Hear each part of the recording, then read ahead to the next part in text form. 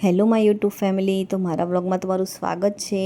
અને આ વિડીયો શનિવારનો છે અને આને એડિટ કરતાં મને 2 દિવસ થઈ ગયા, કેમ કે કામ પણ એટલું હતું, ઘરનું પણ હતું ને બહારનું પણ એટલું કામ હતું. તો મારા આ વિડીયો અપલોડ કરવામાં 2-3 દિવસ થઈ ગયા, આજે ત્રીજો દિવસ થઈ ગયો.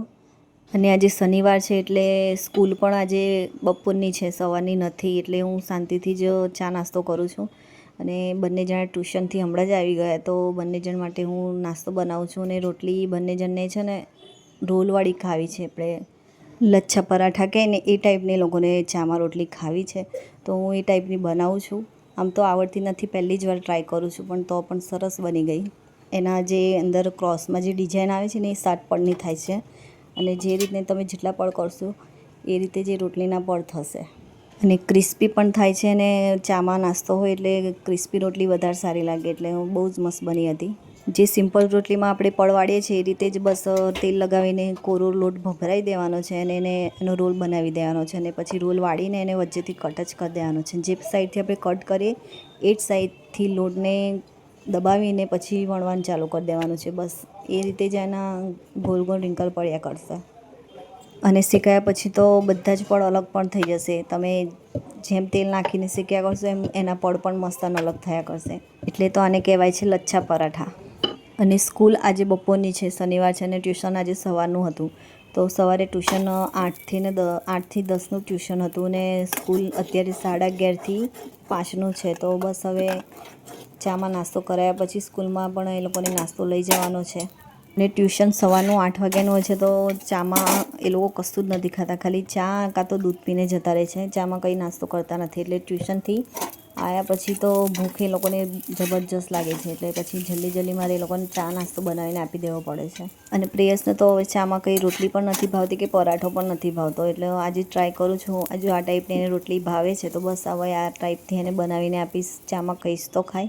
એ આમ સવારની વહેલી સ્કૂલ હોય તો વધારે સારું હોય છે. તો સવારે જ બધું કામ થઈ જાય છે કમ્પ્લીટ. અને અત્યારે બપોરની સ્કૂલ હોય એટલે મારે 1 તો વાગી જ જાય છે બધું કામ કરતાં. અને કામ તો જો કે આખો દિવસનું હોય જ, કંઈ ને કંઈ કામ તો નીકળી જ આવે. પણ જે સવારના રૂટીનનું કામ હોય ને એ કરતાં જો 12 વાગી જાય તો પછી પૂરો દિવસ જ કામમાં જ જાય છે. તો અહીંયા ચા નાસ્તો પણ થઈ ગયો. અમે લોકોએ ચા નાસ્તો પણ કરી લીધો. અને અહીંયા હું ટિફિન બોક્સ માટે એ લોકોને રાજમાને ચાવલ બનાવીને આપ્યું. તો રાજમા હું એ રાત્રે જ પલાળી દીધા હતા, કેમ કે દિવસે તો પલાળીએ તો એને વાર તો લાગે 3-4 કલાક. રાત્રે પલાળી દઈએ તો વધારે સારું. તો હું અહીંયા રાજમા ધોઈ નાખ્યા છે 2 પાણીથી, ને બાફવા માટે એને મૂકી દઈશ. અને રાત્રે પલાળી દીધા હતા એટલે અત્યારે સારું છે કે 3 સીટીમાં બફાઈ જશે રાજમા. અને રાજમાની અંદર તમે બરફ નાખશો તો રાજમા ફાટશે પણ નહીં તમે બાફશો ને ત્યારે.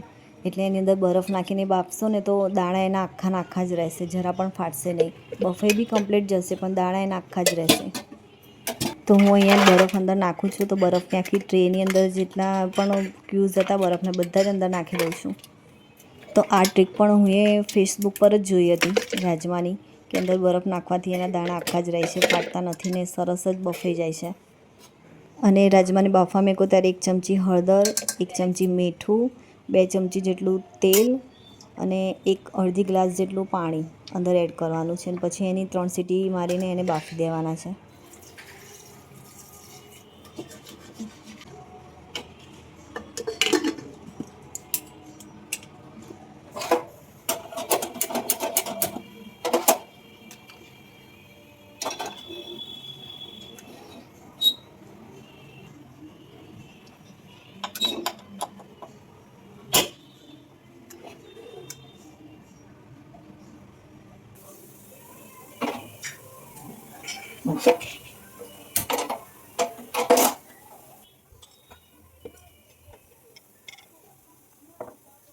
તો અહીંયા એક બાજુ રાજમા પણ બાફવા મૂકી દીધા અને બીજી બાજુ તપેલીમાં રાઈસ પણ મૂકી દઉં છું. તો એ પણ થઈ જાય એક બાજુ, કેમ કે 11 અને 15 તો એ લોકોની વેન આવી જશે. તો એ પહેલાં મારે બંને વસ્તુ બનાવીને રેડી કરી દેવાની છે.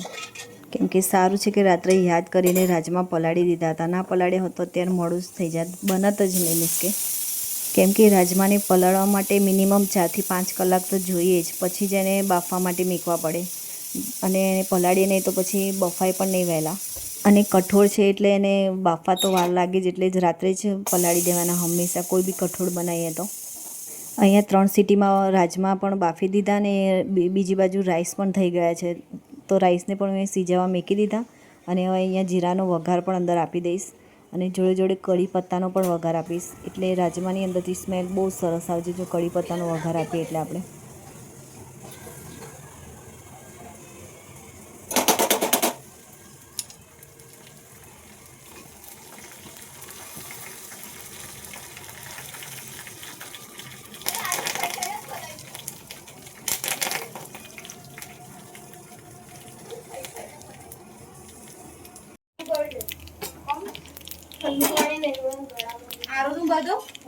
થોડું ઠંડુ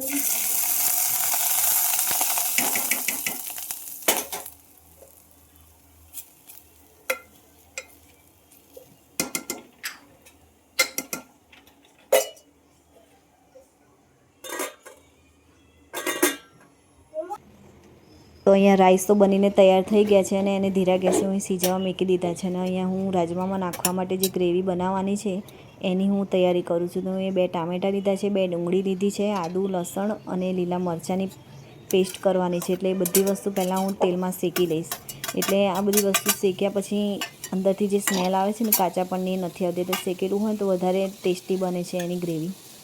અને આની જોડે તમે મરિયા પણ નાખી શકો છો જો તીખું ખાતા હોય તો, અને અમે લોકો વધારે તીખું નથી ખાતા એટલે હું મરી અંદર એડ નહીં કરું. 5 મિનિટ સુધી બસ આ બધી વસ્તુને શેકી લેવાની છે તેલમાં. એકદમ થોડી બ્રાઉન જેવું થઈ જાય પછી એને ઠંડી થયા પછી એની ગ્રેવી કરી લેવાની છે. અને અહીંયા હું રાજમા પણ ચેક કરી લઉં છું પહેલાં કે ચડ્યા છે કે નહીં એના એ. તો જો બધા દાણા આખા છે, ચડી બી કમ્પ્લીટ ગયા છે, દાણા પણ બધા જ આખા છે.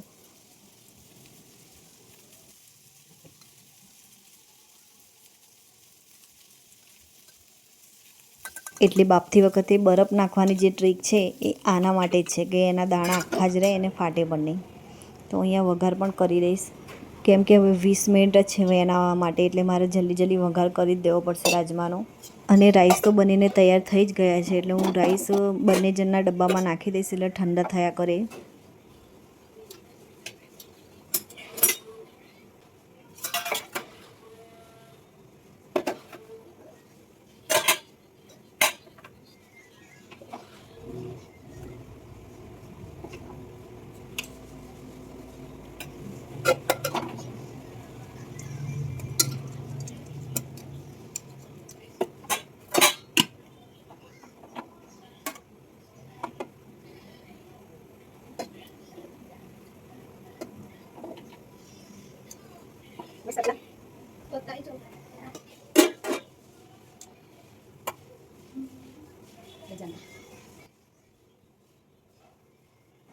અહીંયા તેલ પણ ગરમ થઈ ગયું છે, તો અંદર 2 ડુંગળી લાંબી કટ કરી છે. એ ડુંગળી પહેલાં અંદર ફ્રાય કરી લઈશ અને એકદમ બ્રાઉન થાય ને એમ ફ્રાય કરવાની છે એને. અને 2 ડુંગળી હું એ ગ્રેવીમાં નાખીને 2 ડુંગળી હું આવી રીતે લાંબી કટ કરીને તેલમાં ફ્રાય કરું છું.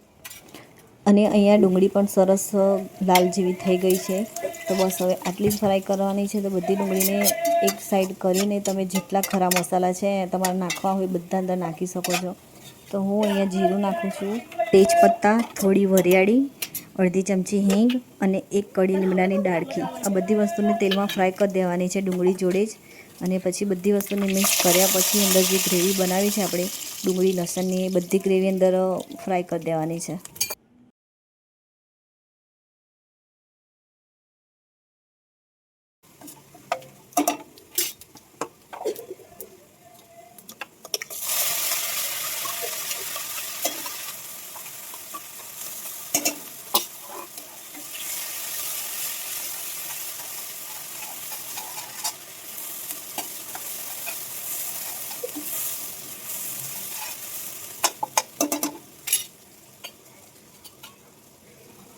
અને ગ્રેવી તેલમાં નાખ્યા પછી જે મસાલા તમારે જેટલા નાખવાના હોય બધા અંદર પહેલાં નાખી જ દેવાના, એટલે જોડે ગ્રેવીની જોડે બધા મસાલા પણ શેકાઈ જાય.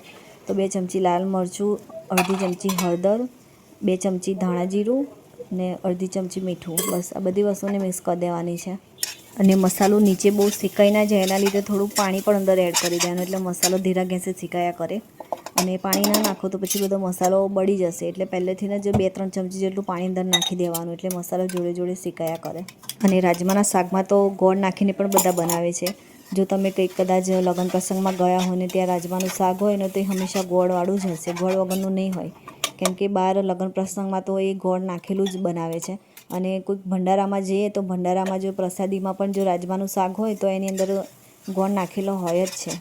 પણ અમારા ઘરમાં કોઈને મીઠું નથી ભાવતું એટલે હું ગોળ અંદર એડ નહીં કરું. બસ થોડું અડધી ફાટ જેટલું લીંબુ નાખીશ હજુ જો કોઈને ખાવું હશે તો.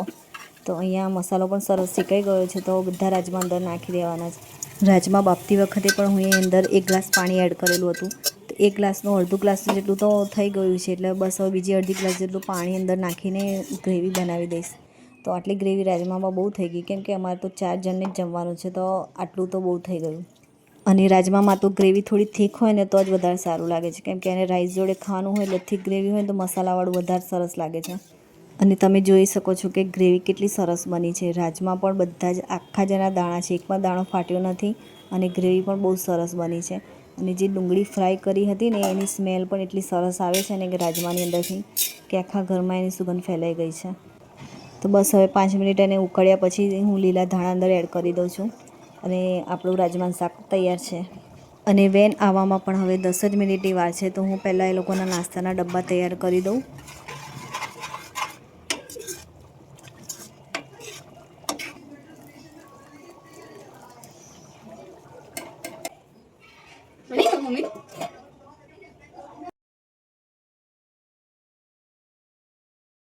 અને અહીંયા હું પ્રેયસને અલગથી ડબ્બામાં આલીશ કેમ કે એને મિક્સ ઘરેથી કરેલું નથી ફાવતું એટલે જ્યારે પણ સ્કૂલમાં લંચ પડશે ત્યારે ખાઈ લેશે. અને વિશ્વાને તો રાઈસની વચ્ચે જ હું નાખીને આપી દઈશ રાજમા. એને ભાવે જ છે આવું મિક્સ કરેલું તો. અને હું પણ મારા વ્લોગનું અહીંયાથી જ એન્ડિંગ કરીશ. અને તમને બધાને જો મારા વ્લોગ ગમે તો મારી ચેનલને સબસ્ક્રાઈબ કરવાનું ના ભૂલતા, જેથી કરીને હું તમારા માટે આગળ પણ આવા નવા વિડીયો બનાવીને લાવી શકું.